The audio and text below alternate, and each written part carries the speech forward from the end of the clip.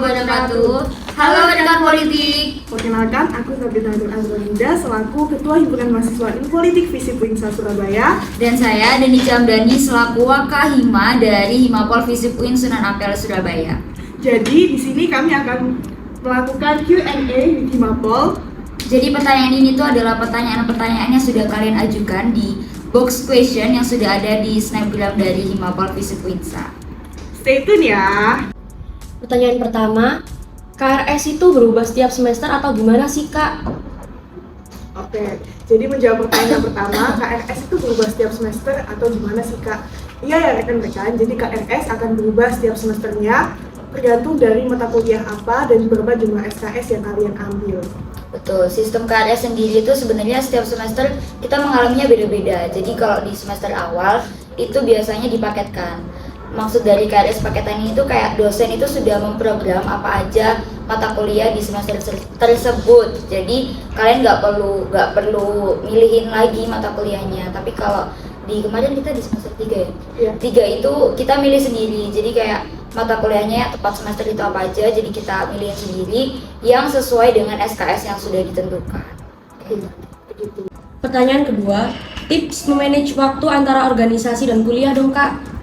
Kalau dari aku sendiri, manage antara kuliah dengan organisasi itu yang pertama kalian harus tahu skala prioritasnya. Jadi kalau yang pertama, karena kita berkuliah, otomatis skala prioritas itu tetap ada di soal akademik kita. Jadi yang pertama itu harus utamain kuliahnya.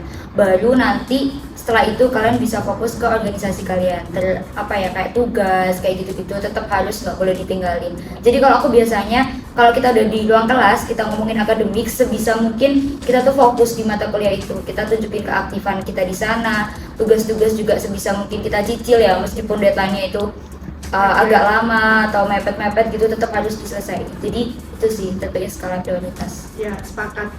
Selain skala prioritas, karena kedudukan organisasi juga sebagai penunjang dari perkuliahan kita gitu. Jadi keduanya memang sangat penting, namun tetap saja tujuan utama kita masuk ke universitas adalah untuk berkuliah. Jadi kuliah akan menjadi prioritas utama.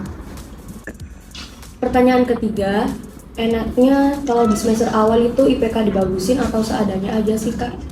Nah, untuk semester awal sampai akhir ya, kalau bisa diusahakan IPK itu konsisten bagus gitu, karena itu kan juga akan berdampak pada nanti nilai akhir kita. Jadi kalau bisa diusahakan antara apa-apa saja yang dilakukan, misal berbarengan dengan organisasi ataupun kerja, nilai IPK tetap harus stabil dan bagus.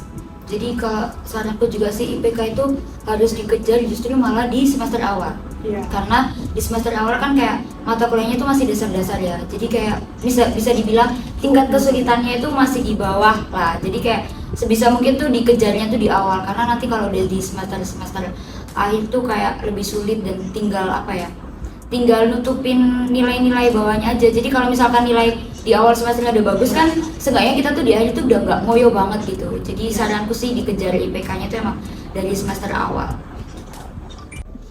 Pertanyaan keempat, bagaimana menjadi seorang mahasiswa yang pintar mengatur waktunya? Hampir mirip ya pertanyaan Sama yang manajemen waktu tadi. tadi. Gimana cara jadi mahasiswa yang pintar bagi waktu? Sebenarnya itu tadi sih, balik ke skala prioritas. Jadi karena kita tahu sekarang kita di dunia perkuliahan yang otomatis akademik itu dinomorsatukan. Jadi sebisa mungkin kayak entah kita mau berorganisasi atau bekerja, itu tetap baliknya itu ya ke akademik kita gitu. Segala sesuatu yang kita lakukan, entah itu bekerja, entah itu organisasi, toh itu juga untuk mencukupi hal-hal yang menurut kita kurang di dunia kelas mungkin di perkuliahan. Atau mungkin menambahi saja secara praktikal, mungkin rekan-rekan bisa membuat to-do list. Jadi apa saja mau dilakukan untuk hari ini, kemudian juga diusahakan on time, karena tepat waktu itu juga berdampak pada bagaimana kita mengatur waktu. Kalau kita tepat waktu, insya Allah nanti di kegiatan-kegiatan selanjutnya juga tidak ada waktu yang terbuang dan bermanfaat. Itu aja sih mungkin. Pertanyaan kelima, benefit join kepengurusan Himapol apa aja sih, Kak? Nah, terkait benefit join di kepengurusan Himapol. Jadi sebenarnya banyak banget ya benefit ataupun keuntungan ketika kita menjadi pengurus Himapol. Salah satunya adalah yang pasti ya pengalaman.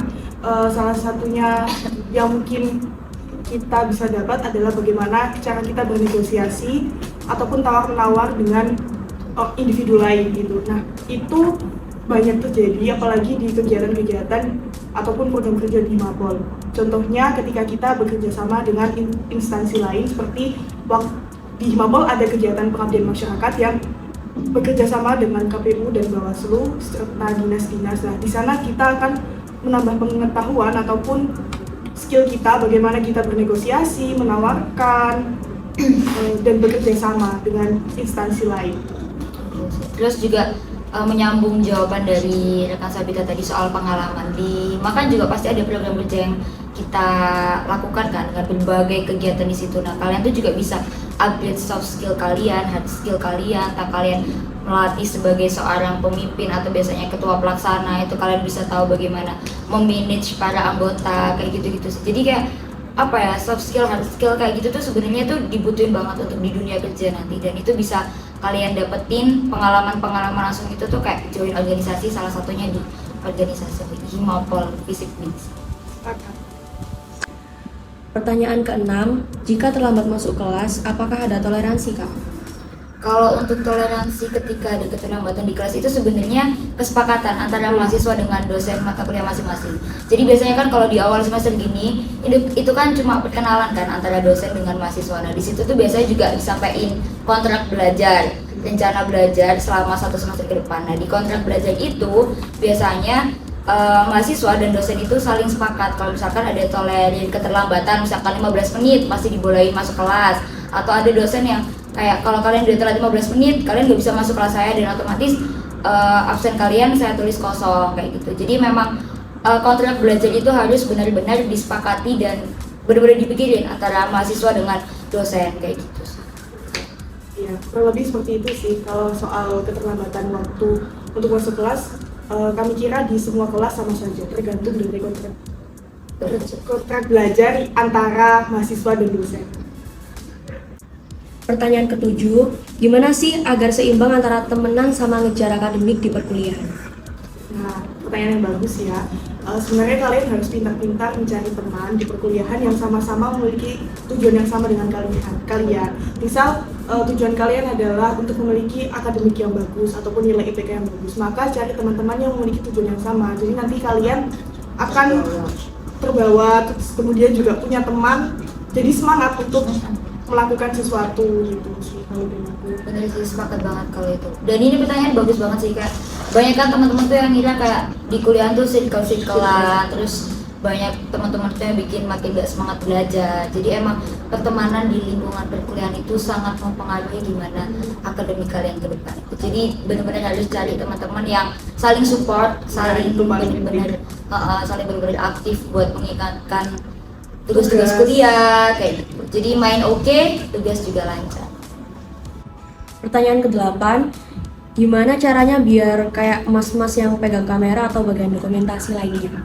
Oh, berarti maksudnya kayak gimana caranya biar bisa jadi mas-mas yang suka mendokumentasikan kayak gitu kan? Tim dokumentasi. Ya, tim dokumentasi ya. Mungkin maksudnya. Jadi di Himapol Fisip Unesa sendiri itu ada namanya divisi jaringan dan komunikasi.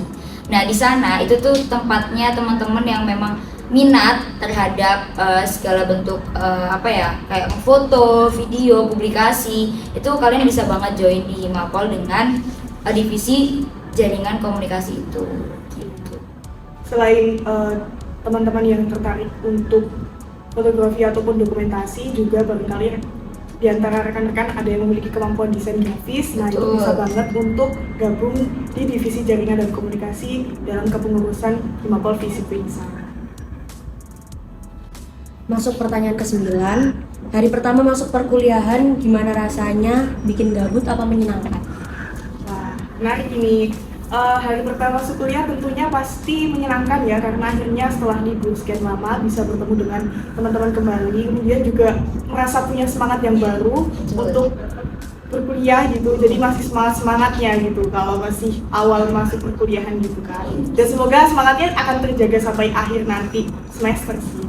Terus sepakat banget, apalagi buat mahasiswa baru Fisip Nasional Surabaya yang baru hari ini masuk kampus, jadi pasti makin semangat sih, kayak lihat mereka maba-maba yang udah semangat, masa kita yang udah semester cukup tua ini nggak semangat, jadi semangat. Benar sekali. pertanyaan terakhir, kalau udah mau masuk kuliah gini, apa bisa merubah KRS ya?